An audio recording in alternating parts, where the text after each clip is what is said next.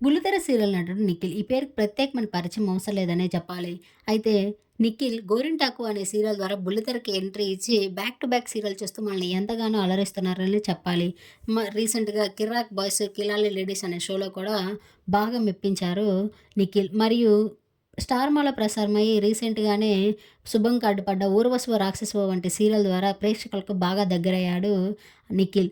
అయితే ఆ క్యారెక్టర్ నిఖిల్‌కి చాలా బాగా సూట్ అయింది. సీరియల్‌కి మంచి సక్సెస్ వచ్చి రీసెంట్‌గానే శుభం కార్డ్ పడింది సీరియల్‌కి.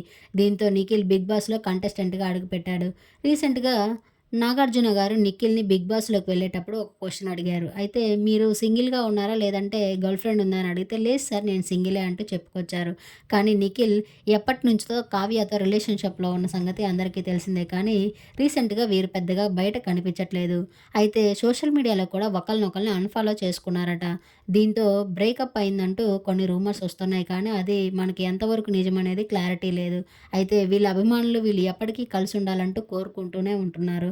అయితే నిఖిల్‌కి బుల్లితెర సెలబ్రిటీస్ అంతా సపోర్ట్ చేస్తూ పోస్టులు పెడుతున్నారు గానీ, కావ్య మాత్రం నిఖిల్‌పై ఎలాంటి పోస్టులు చేయట్లేదు. దీంతో వీళ్ళిద్దరు విడిపోయారా? ఏమో చూడాలి మరి. వీళ్ళిద్దరూ ఎప్పటికీ కలిసుండాలని వాళ్ళ ఫ్యాన్స్ కోరుకుంటున్నారు. చూడముచ్చటైనవి ఈ జంట ఎప్పటికీ కలిసుండాలని మనం కోరుకుందాం. ఈ వీడియో గనుక నచ్చినట్లయితే లైక్ చేసి నా ఛానెల్‌ని ఇప్పుడే సబ్స్క్రైబ్ చేసుకొని మరిన్ని అప్డేట్స్ కోసం పక్కనే ఉన్న బెల్ ఐకాన్ క్లిక్ చేయండి. Thank you.